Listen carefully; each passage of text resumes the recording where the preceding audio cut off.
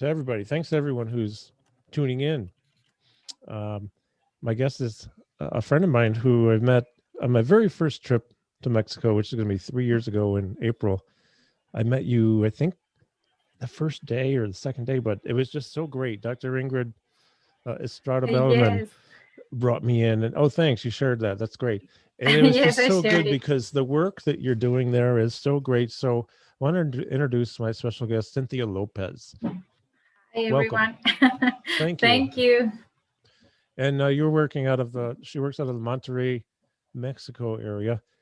And I think of all the traveling I've done, and it's been a lot, the one thing I find really cool and fascinating is that pretty much I think if I'm right, if I remember right, you work almost exclusively as a dietitian for people who are living with Parkinson's.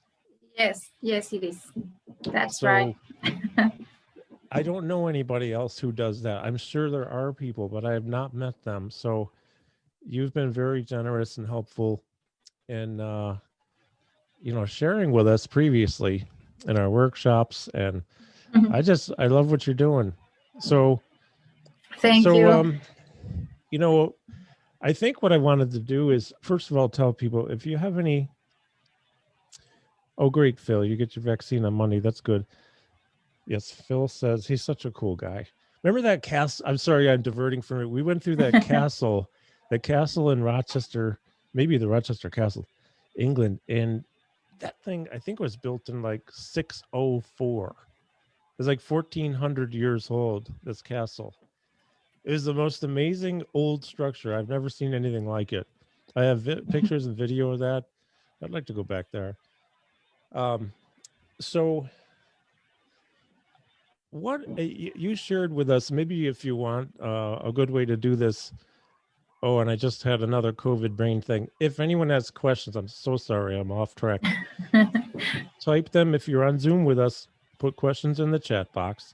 If you're on Facebook and watching, make a comment. I'm monitoring both feeds, and we'll answer your questions. Or Cynthia will answer your questions regarding Yes. nutrition and Parkinson's. So do you want to take us through a little bit about what you do, and then also maybe some of your immediate concerns when you're looking at a person who's living with Parkinson's and how diet is such an important part of their life?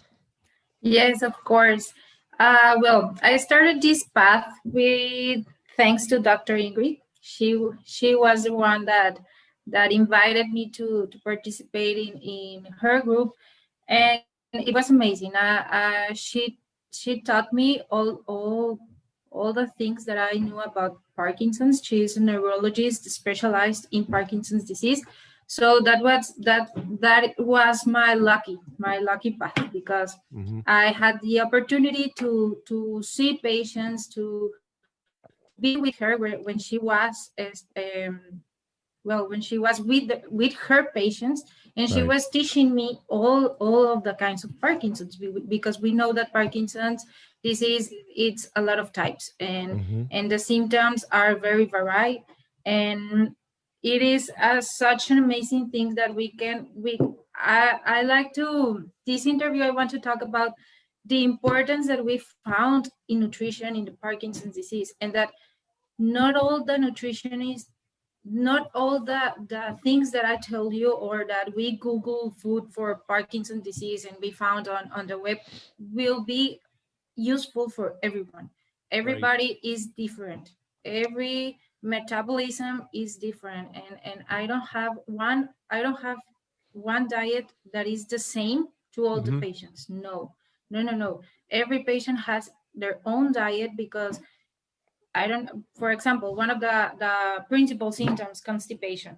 That's Yeah, it's a big the one. worst symptom, and I usually um, I usually be with the patients that they are very desperate about the constipation, and they want something that I can give them, and that constipation disappear in a kind of 1 day or 2 days. But it doesn't. It's like that. It It doesn't doesn't work work like like that. that, does So it? No, it Pardon me, doesn't I'm work really like sorry that. for the Kleenex. It's just this COVID stuff I'm dealing with is Don't worry, don't worry. okay. Yeah, sorry for that distraction. This is one of the things that I'm trying to teach all of the persons with all the community in Parkinson's disease, that we need time. We need time to correct all of that symptoms, and that I can assure that these symptoms will be better, but we have to be very consistent in the diet. And what I'm talking about, one of the first, last week I had a talk with this patient that has a very severe constipation, and he can't go through. He can go to evacuate by himself. He needs help with medicines or other kind of therapies. And he was telling to me that he thought that when he began to eat all the vegetables or all the fruits or all the fiber, he will go the next day to the bathroom. So this was a very tough conversation, because I had to tell him, wait, no, it doesn't work like that. But I can assure you that if you persist with this diet, if you eat this kind of foods all of the day, 1 to 2 weeks, we will notice an advance. And that's what happened. He told me last week that he was amazed, because it was the first time that he went without any help. And it's the first time in years. And so we can, this is the part of constipation. We have a lot of symptoms in Parkinson's disease, that each symptom needs a different kind of food or diet. So in the kind of constipation, I can assure you that diet does work, but we have to be patient. And one of the most important things is that, for example, here in Mexico, I don't know if in other cultures happens the same things, but here in Mexico, most of the patients don't go to follow-ups. They go to the first time visit to the doctor or to the nutritionist, or for example, we give them, for example, my work, I give them their diet, I see them the first time, and then they disappear. Because they disappear for very months, 1-2 months, because they think that the diet is like medicine, that if we give medicine to a patient, we won't see the patient in 1 to 3 months far away. But diet doesn't work like that. We need to be very close, because we need to modify the diet to see if it really is helping the food that we are giving that we are giving to the patients. So one of the things I try to teach my patients are the follow-ups, that all the things that the body that they feel in the body, talk to me about that symptoms, because that's the only way I will help them to modify the portions, modify the kind of food that I'm giving. For example, I have some patients that they can eat beans, because beans are they need beans, but the body doesn't. I forgot. Sorry for my English. You're fine. Don't worry. You're fine. I get nervous and I forget some words, but we're just talking. No, you're good. But I have to let them know that I have to make these modifications so that the patient doesn't have difficulty with the follow-ups or the diet. It's some kind of simple, because we know that changing an habit is not that easy. Changing it can be tough. No, it's very tough. It's something that we know that we have to leave all junk food, but we know it, but we don't do it. Yeah, so so that's the thing, the difficult thing in this nutritional part, because we need to change a lot of our dietary habits. And this change, it not may be easy at the beginning, but when we had these changes, you can see that our body will be will be different. We will be having a healthier body. You feel better too. I have a question. Yes. I'm sorry to interrupt, but for example, one of the things that I'm talking about in the next book that's coming out, and by the way, this is a little complicated. Cynthia wrote a chapter on nutrition for my Yes. book, but my book got released before I asked her to write the chapter because I thought, how can I put out all this information and not have, diet as a part of it? Because it's so important. I'm going to get around on like a bypass coming around to my point. So in the Spanish version of the book, do you have one, Cynthia? We sent you one, didn't we? Yes. Yes, Okay. I have it. So if you have the Spanish version of the book, it's a lot Yes. bigger than the English because it takes more words to say in Spanish what I said in English. That's one reason. The other one is there's an extra chapter in here from Cynthia, which is really, really good.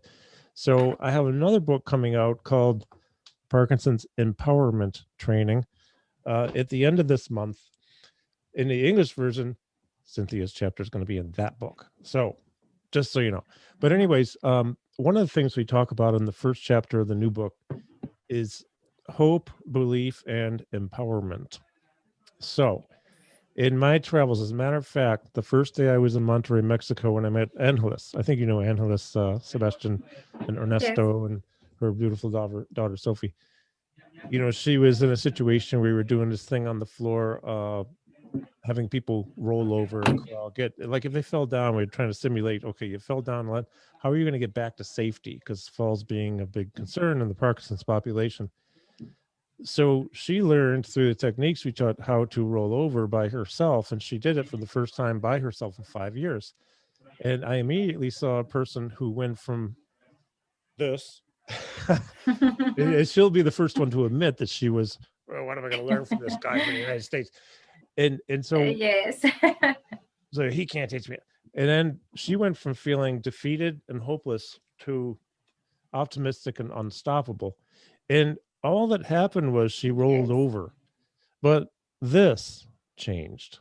Her thoughts, her emotions, everything changed because she finally saw possibility and then she felt empowered. So I'm finally getting around to my question for you is when this gentleman you speak of was able to have a bowel movement on his own for the first time, did he feel good about that? Yes, he was very, very different from the first time I saw him. Is was the same kind that you described, Angeles. Yeah. He was the same. He was like this active attitude that I don't know if she's telling me the truth. I don't know if this is really going to help me. But one of the things that I've seen in this community that the patients have this kind of rare attitude at the beginning, but when we teach them, when we start to talk about the disease and explaining them what happens in the brain and why we have to eat, to consume this kind of vitamin and what it's going to do in our bodies, they begin to see like a light, like oh, this may be helpful for me. And yes, they see this possibility, and it's something that I've been experiencing in all of my patients. We know that nutrition is not one of the best things that all of the humans. When we tell diet, everyone it's making faces when we tell the word diet. So or it flies right over our head and we don't pay attention. yes, and at the beginning it's difficult to try to convince the person, but one of my first examples and all of the things that I tell my patients, it's that if I knew that it wasn't working, that nutrition wasn't working, I wouldn't be here. I wouldn't be trying to convince them to eat this kind of stuff. But I know that this can help because we've been doing research from a long time ago, and we really know what the patients need. So yeah. it's So sometimes, and Laura is here. You know Laura almost. We love Yes. you, Laura. You're the best. Yes, I'm she glad is. you're here. And Aunt Mary Claire is here. Aunt Mary Claire, please say hello to Uncle Paul, but you can now call me Grandpa because I'm a grandpa. It's kind of an inside joke, but it's funny. I missed you guys too. I want to see you. You only live a few miles away. Let's get together. So sometimes it's simple things that change outlook and mindset and perspective. But simple doesn't always mean easy. I say it all the time. Some Yes. people might be tired of hearing it. Yes. For example, we go through some rolling patterns with the group in Monterey 3 years ago, and a bunch of people rolled over. They learned how to leverage their body. They just didn't know. You don't know what you don't know, right? So now you have, oh, that's great. That's great. Just reading a comment here. So if you don't know it and you can't do it, or you didn't know you could do it, then you won't do it maybe. Well, you're taking a simple thing, which I'm not saying that dietary lifestyle, an eating plan or a program is easy necessarily, but then again, it is if you have somebody like yourself to spell it out for them and they actually follow the plan. And then Yes. he goes to the bathroom by himself, right? And then all of a sudden, a week, 2, 3 weeks, whatever it is, boom, empowerment. It's really, really sometimes the smallest things can make huge differences. Yes, exactly. And this happens not only in constipation. This happens in every patient. For example, I can talk to you about one of the patients with this. There is some kind of diet that we have to make a change in the animal protein because of levodopa, and not all the patients need this kind of diets. I really want to make this emphasize. I really want to emphasize this thing because then they come to my clinic or to me and tell me I'm consuming levodopa. I need to take care of my protein intake. No, not all the patients need this. We need to evaluate first if it really helps them to do this redistribution of the protein. But I can assure you, for example, one of my patients told me that she was yes, she is a case that we need to make this kind of changes in the animal protein because she told me that when she takes the levodopa, she wasn't feeling good. She said, I feel the same. Without levodopa or with levodopa, I feel exactly the same. So we make these kind of changes in diet. And by the first week, she wrote me and she told me that, wow, she was amazed because for the first time in many weeks, she noticed that levodopa was making the effects that she wanted to make. And that was because of our diet, because she wasn't consuming the correct nutrients or the portions or the distributions in the day. So but I tell you again, not all the patients need to make these kind of changes in diet. So this is kind of difficult for me when I receive a lot of questions in my maybe in my Facebook page. They write me and told me and asked me about I need to make this kind of diet because I Googled it and it said in Google that this was going to make me fix. And but no, don't do that, because sometimes we are trying to well, we're trying to make everything that it's in our hands to feel us better, but we don't know if it really will help us. So this is kind of a difficult thing that we have to go to health professionals that can tell us if it really helps to our bodies. Yeah, I mean, food can make such a big difference. Yes. When I used to be really Yes. heavy, food made more of a difference than exercise did. Yes. You know, I could exercise. There's an old saying here in I don't know how if they say this in Mexico and Espanol, but you cannot out exercise a bad diet. So if I eat bad all the time and exercise a lot, I might lose a little weight or whatever. But if I don't exercise and I eat well, I'll probably do a lot better. But if I do both, I'll do best. Yes, And exactly, exactly. we have a couple of questions. Okay, so Joy, I see three things from you. Okay. Oh no, I'm sorry. Joy, I'm confused. It's his COVID brain. Okay, so Jody, I will answer the first one and say that I don't know where the James Bond Museum is, Mhm. but I know how to get there. So I walked from the big tower, like where Big Ben is, the bell. I think they. Okay, and so I walked.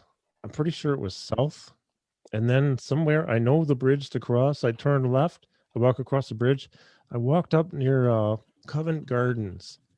So just before you would turn left off of whatever that road is that comes off the bridge, just before there, it's James Bond Museum is on the left, and then maybe a block or two up or three up, you turn left, you're in Covent Gardens, which is this beautiful, amazing place. And she also has another question, but this is for you. And then Jody and Mhm. Kay, we will answer your questions too. So Joy and Kay. Jody also asked, what vitamins are recommended to strengthen the immune system against COVID? So just to make sure what our focus here is, and this is a great question. So because I'm dealing with COVID and I've been taking extra vitamin D and all this other stuff, but whatever. So I don't know if you want to answer this maybe in one or two parts, but is there a generalized, since you got a generalized recommended supplements or vitamins to use, and then is there anything specific for Parkinson's you would recommend to, let's say, Okay, strengthen immune against COVID? okay. Well, one of the first vitamins is vitamin D. Mhm. This is one of the, there's have been a lot of research in this vitamin that explains that patients with an decrease in vitamin D have more prevalence to be COVID, to be infected by COVID. So this is one of the most important vitamins. Mhm. And I think that all of the vitamins are necessary in our bodies. I don't know how is the one of the things that I always ask all the all the people that ask me these kind of questions is, what are you eating? Are you eating Yeah. well or not? Because Mhm. if we are eating well, if we are eating all of our vegetables, fruits, our fish, meat, example, or all of our nutrient, well, not junk food, we are having a good immune system. Our immune system will be very healthy.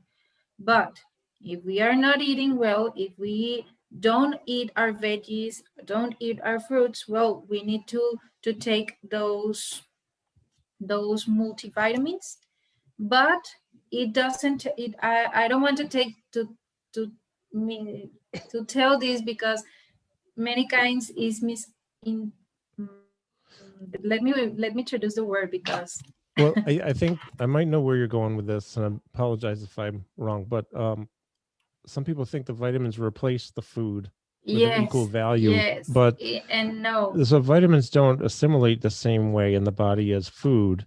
And my understanding is that some exactly. vitamins don't assimilate well in the body at all unless you eat food with them. Is that true? Exactly. Okay. Exactly.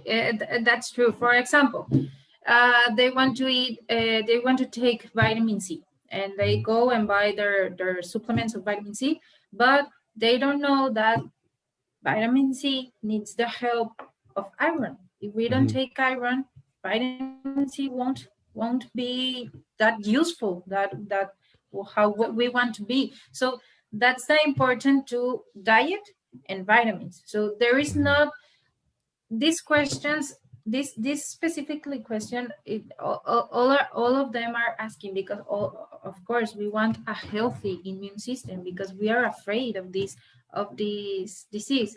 But my better word that I can tell you, eat well. If you really eat well, you don't need a multivitamin. Yeah. Your immune system will be very healthy. It's funny. I went to nutrition school just a few years ago, but so I did learn a few things, but I'm no expert. It doesn't make me an expert at all. So Phil says, yes, in the UK, so United Kingdom, England, the state gave some PD patients vitamin D as they just gave them to them. So that's good. Is and K and Joy, I believe. I'm so sorry. I lost the feed here. Yeah. I'll just blurt out a few questions. Yes. Number one is a question from me to you. Can you overdose or get any kind of toxicity from vitamin D? Joy's wondering about any tips for increasing energy and reducing fatigue. And then Kay's wondering about a sample diet, but I know everyone is uniquely prescribed a diet, but still maybe a generalized sample. So vitamin D, can you get any toxicity from that? And how much extra vitamin D would you take? Like how much, what's the daily recommended intake? And then like how above that can you go without doing any harm to yourself? Okay. Yes, it can affect us when we have an excessive intake of this vitamin. We can produce calcium accumulation. This is very in blood. Like it's called, let me tell you the word in English.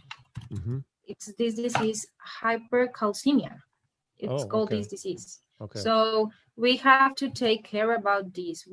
I don't recommend it in excessive amounts, and the recommendation is 10 micrograms a day will be enough. Vitamin D. Of vitamin D, yes. Okay. It's like, it depends the body, but the requirements are 10 micrograms or 4,000. Let me tell you the word in English because I know it in Spanish. Practicar mi español todos los días.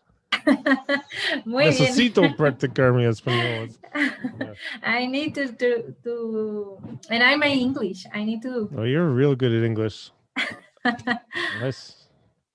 It's, let me tell you. I also have a question from a friend of mine about flaxseed. Is flaxseed beneficial or of any importance? Is it oil? I'm sorry, flaxseed oil. Flaxseed oil. Flax, so FLAX, flaxseed oil. Let me Google it in Google Trad. Semilla de lino. In Spanish is semilla de lino. Okay. Well, this kind of oils, it's like every kind of oil. We need to take care about it, not to take an excessive amount. Yes, it's better to take this kind of oil that, for example, corn oil or any kind of, well, olive oil it's our top. It's our number one. But what I recommend to use 1 teaspoon, 1 teaspoon per food. It's only the amount that I recommend to use in these kind of oils. I think, yeah, she just mentioned here about, she's thinking about the omega-3 fatty acids. Okay. It looks like. About this kind of, yes, I prefer other foods that can give us a large amount of omega-3 than this kind of oil. Because we can find this omega-3 in other foods that don't give us a huge amount of fats in our diet, because we need to take care about how the body will assimilate these kind of oils, because we may think that, okay, I will consume this oil and it's omega-3 everywhere. No, the body doesn't metabolize, the metabolism doesn't go and absorb all this oil like omega-3. No, it absorbs it in many ways. Right. So, okay, that is very interesting. Okay, how about I'm going to throw these questions 2 into 1. Joy or Kay was looking at idea of maybe a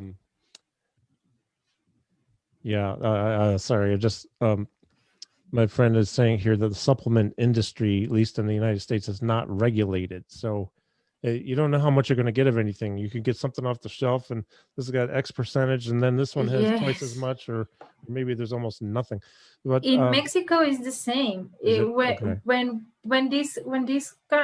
COVID began, the pharmacies, all of the people were like, they were scared about this COVID, and Sure. in pharmacies they were buying a lot of vitamins, minerals, because they thought that taking this kind of supplements will help their bodies. But no, we can have toxicity because of this consumption.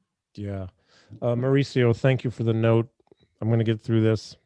Maybe I had a false positive yesterday. I don't know, but I feel pretty crappy anyways. But it feels really good to be sitting here talking with Cynthia and communicating with some friends. It takes my mind off the headaches and all the other stuff. So thank you, Mauricio.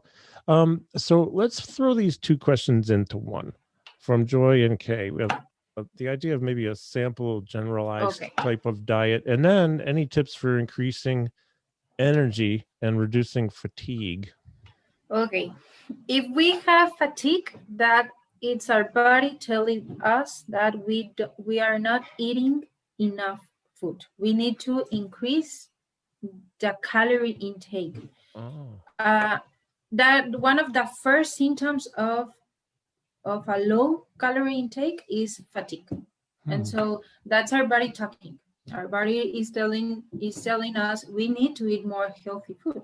So that it's a very good question. How can we increase our energy? It's like eating more healthy food. For example, if you're a patient that have had a tremor symptom, you need to take a high calorie diet. You are not going to take a normal calorie diet. No, because the tremors burn calories.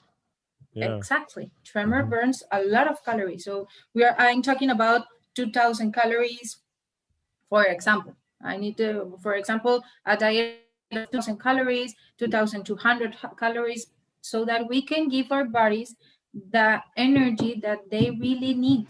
Because we are having to take this, we are trying to because of the tremor, we are losing a lot of energy. And we need to give our body the energy that he needs for normal functioning. Oh yeah. So that's the kind of diet. So that's when we have tremor, when we have another symptom, we don't need this kind of high calorie intake diets. But yes, we need our calorie diets. Like for example, let me tell you how you measure height in the United States. You measure it in meters? Usually in inches or feet. In inches. Yeah. Okay. For example, a person, let me tell you in inches so that you can understand it. And I'm sorry, I'm listening to, I'm also looking at this at other questions, so we'll get to those as soon as we can. But the other thing while you're looking that up too is that I know you've commented before in that beautiful slideshow you did. By the way, anyone, if you want to see these interviews, all of them, you can just go to carlsterling.net. So it's KARL Sterling, like silver.net. And it's been a little funny recently, but last night when I tried it, it went to the playlist of interviews. There's another interview with Cynthia, plus a presentation from a workshop she did for a Parkinson's thing that has a slideshow with additional information. Today's more of a conversation.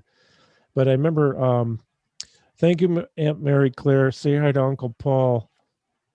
All right. Miss you guys. And so, and Laura, I see a question, so I'll get to that in just a moment.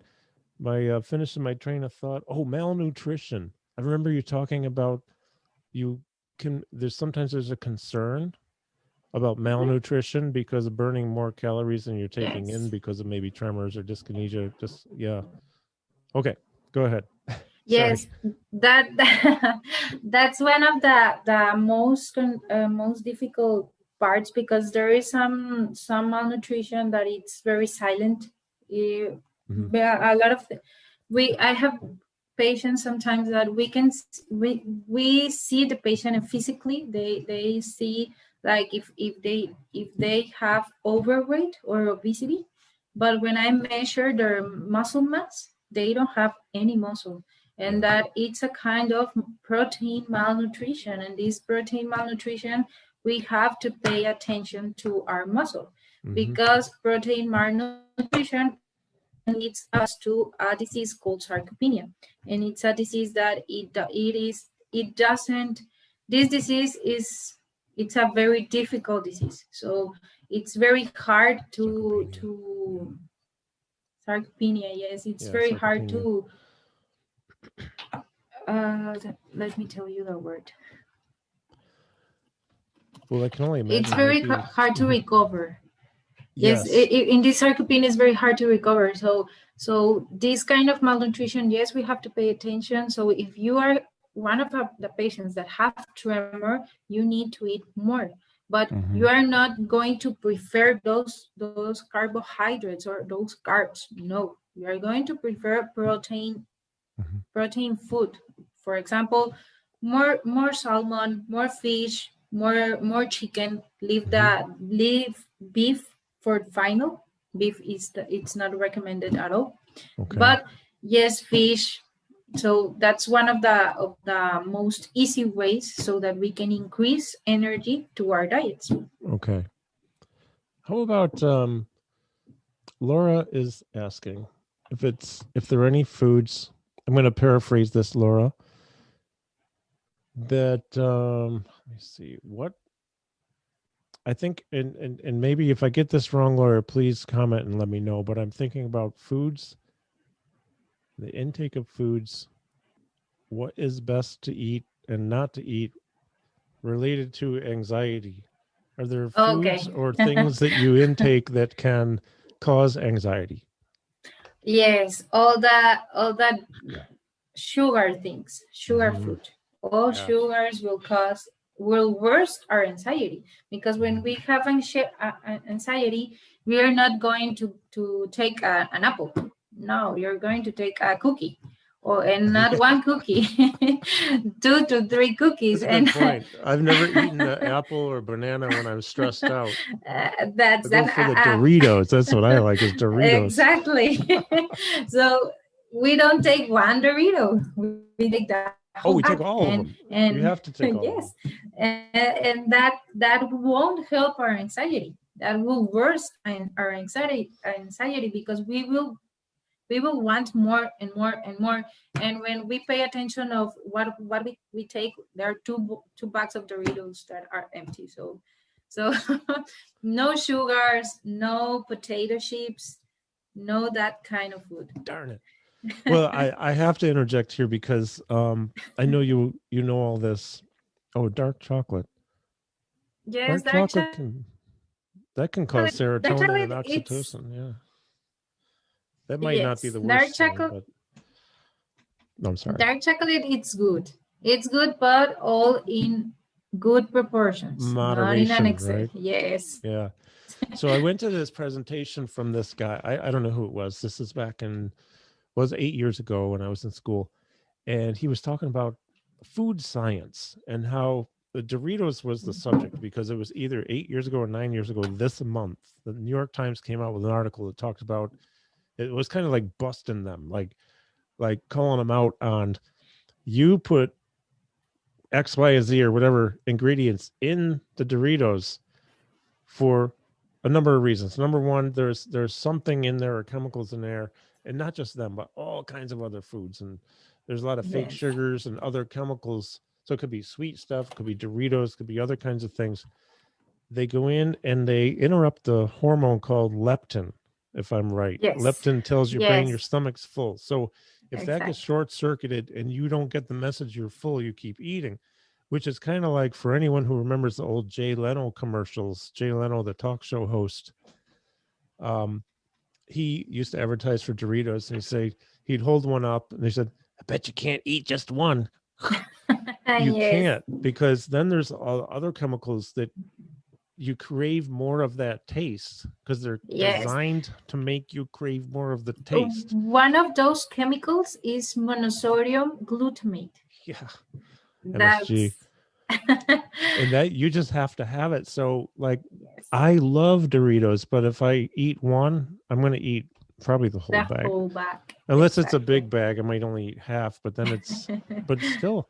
So that's very prevalent in our food supply right now for the past 30, 40 years. Is these foods with those chemicals that go in and you don't even know you're full because your brain can't get the message because the chemicals interrupted the hormone. Yes, that's and sadly, a lot of food has these kind of chemicals, and that's why we sometimes we're going to rewind to the nutrition that it's like plant-based nutrition, or like nutrition that it's more natural nutrition, not all that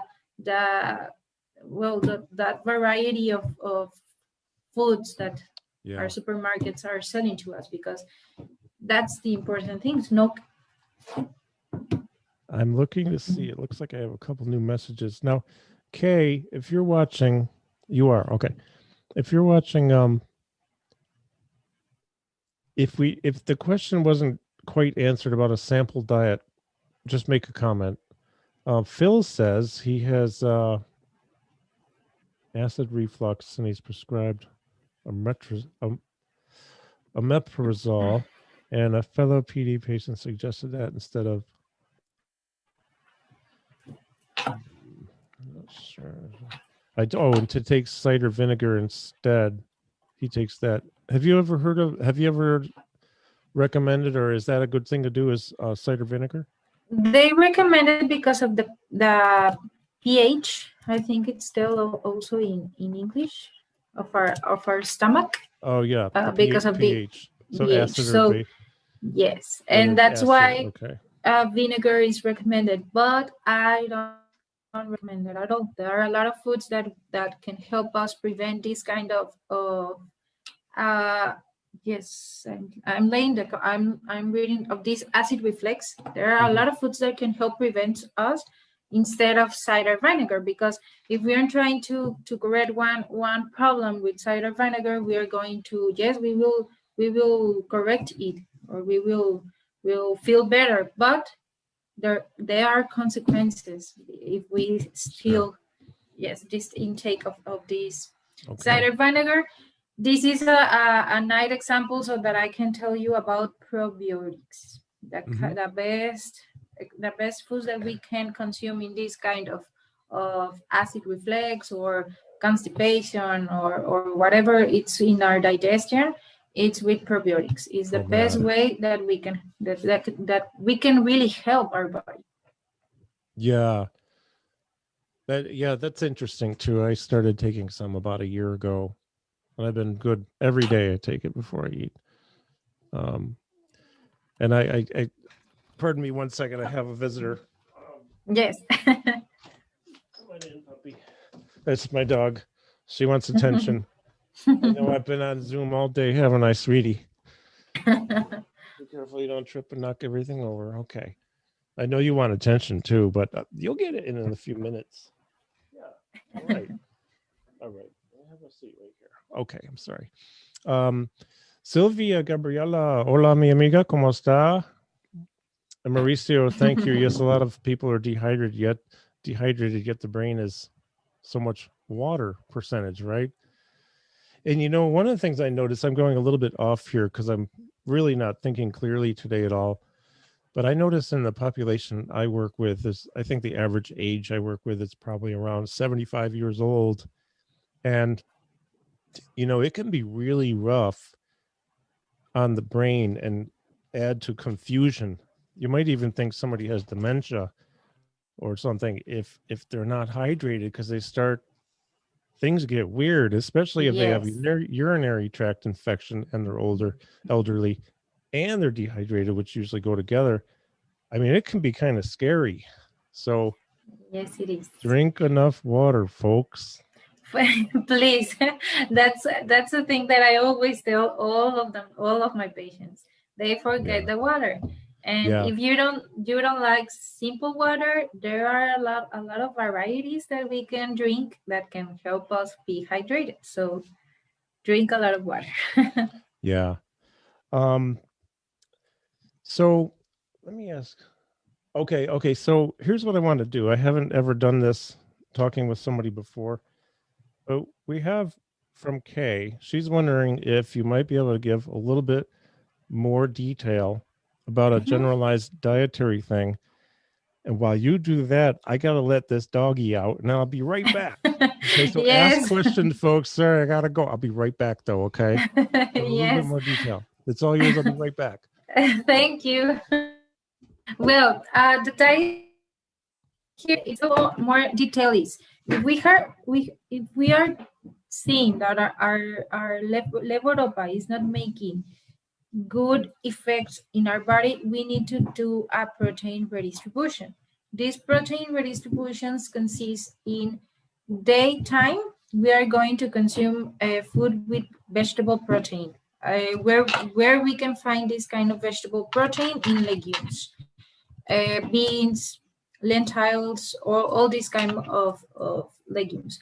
And overnight, we will have to consume the animal protein. For example, eggs, meat, chicken, salmon, fish. That if we see our levodopa is not making effect.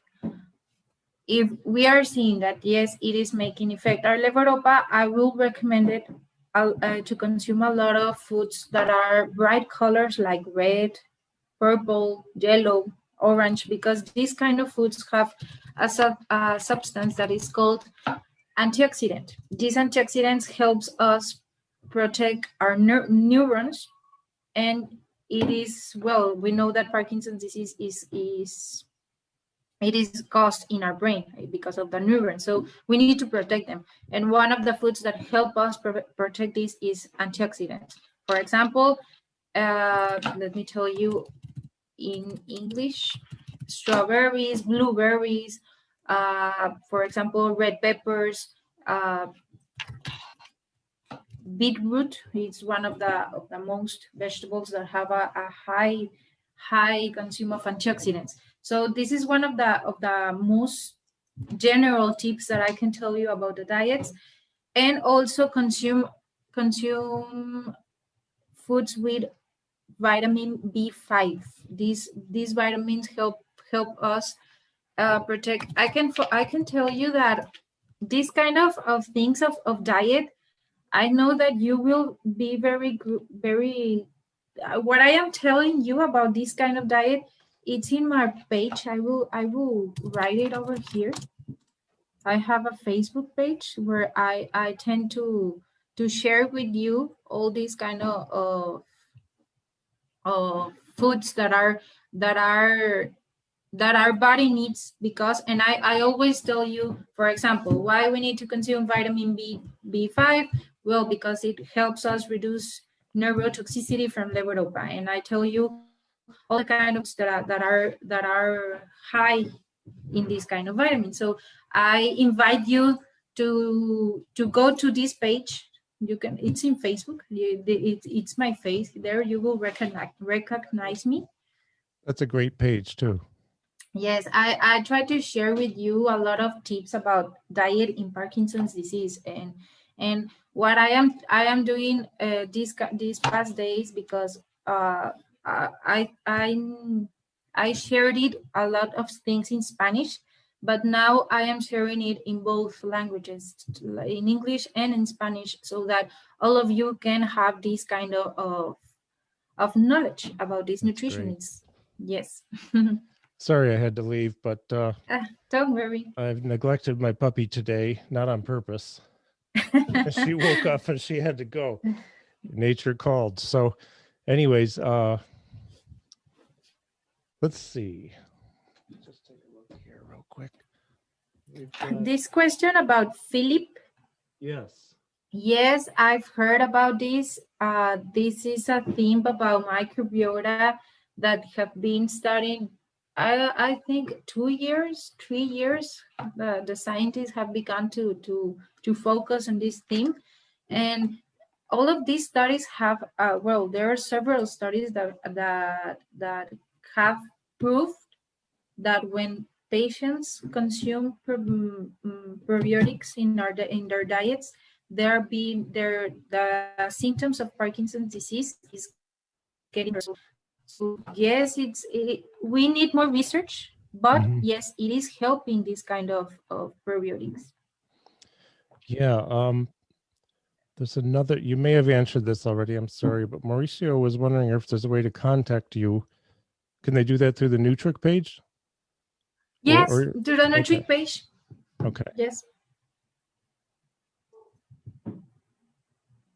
Okay. Yeah, it's really interesting to me. You know what I find is when I start to eat better, I continue to want to eat better. Yes. But if I take, let's say I go on a detour and go on the bad food thing, even if it's just a little bit in a day, I start to want that. I might start to eat a little bit more of it. It's kind of like exercise in me. Like if I start to exercise, I usually keep on doing it on a regular basis. And if I take a day off, that's okay. If I take 2 days off or 3 days off, I might take a week or 2 or 3 off. Yes. And, you know, if we can just keep on the path of the positive path, keep the momentum going. So, because I'm telling you, man, in my brain, I feel like I'm 25. My body is 60. So my body does not always agree with my mind, but I want it to agree with it. And typically I usually feel pretty good. You know, I was out with Annalise and Ernesto hiking Mount Topo Chico and running up the mountain, and it was great. I can normally do that. And I don't want to get to where I'm 60, 70, 80 years old and I should have done stuff. I could have made changes, but I didn't make the changes. It's like now is the time. Now is a good time. Yeah. Like it's just a good time to start doing stuff, let's say a more optimal way now, whatever it is. So let me take a look here.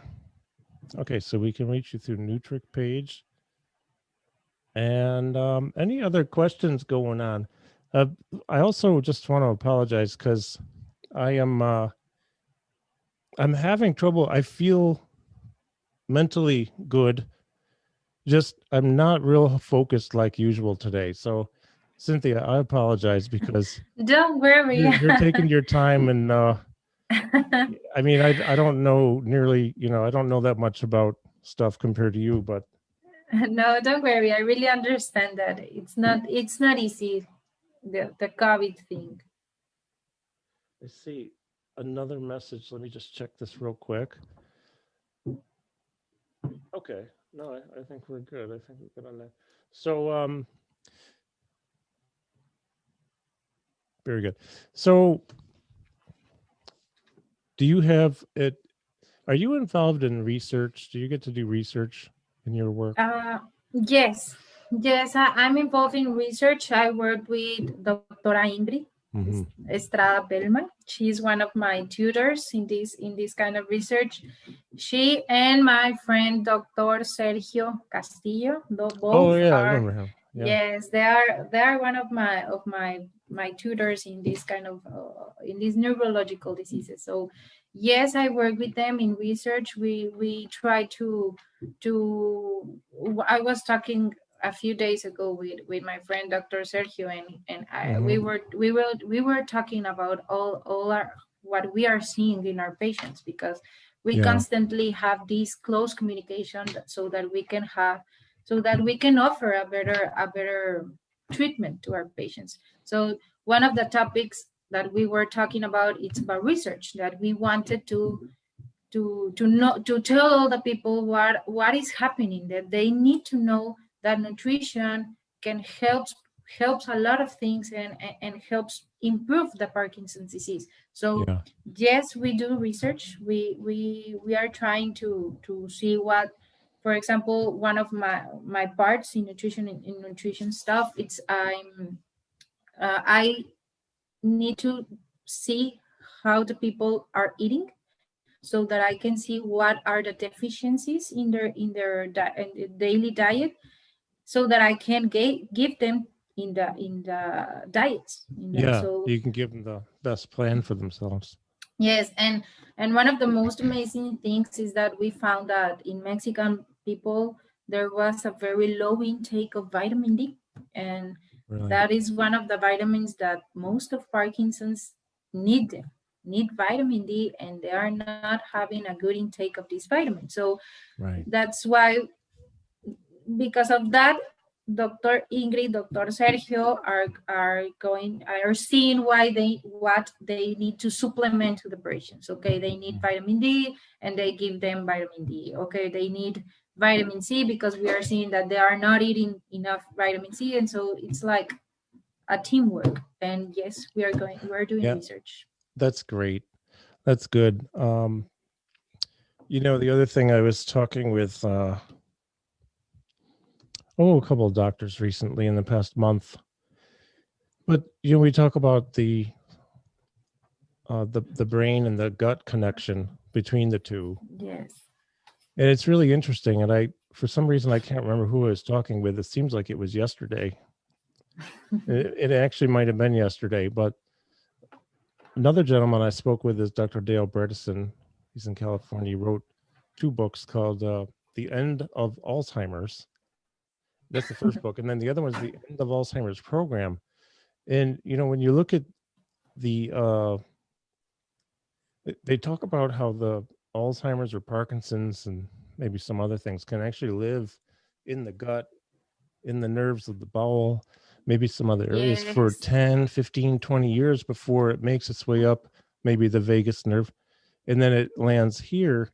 And then it might be a couple of years before we exhibit any kind of noticeable symptom. And so there is a connection between what we put in our bodies and the brain. I mean, even just regular old reading and writing and thinking, cognition, being sharp, being alert, being versus, sugar. If you eat a bunch of cookies and donuts, you're probably not going to think as fast as if you eat other stuff. Exactly. But also there's the long-term impact of all that stuff. Of the gut. Yes. Yeah. And this theme is amazing. This topic of gut and brain, I found it amazing because nowadays they are finding a lot of relationship between things that they didn't imagine. So it's another importance why we need to have a healthy diet, because if we have a healthy diet, we are going to give our bodies a healthier bacteria, healthier things that will prevent us in the future to any kind of diseases. Yeah, and we'll feel better. We'll probably move better, sleep better, maybe. And I always say, if you don't do it for yourself, maybe do it for your loved ones, because they care about how you feel. Yes. I seriously, I actually look at it like this. I look at 20 years, 10 years, 30 years, whatever it is. Do I want to have somebody, do I want to burden somebody with taking care of me when what I need help with down the road, maybe I could have avoided? We'll never know for sure, right? But there's a probability though.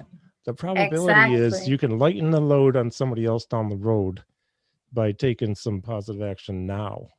Yes, exactly.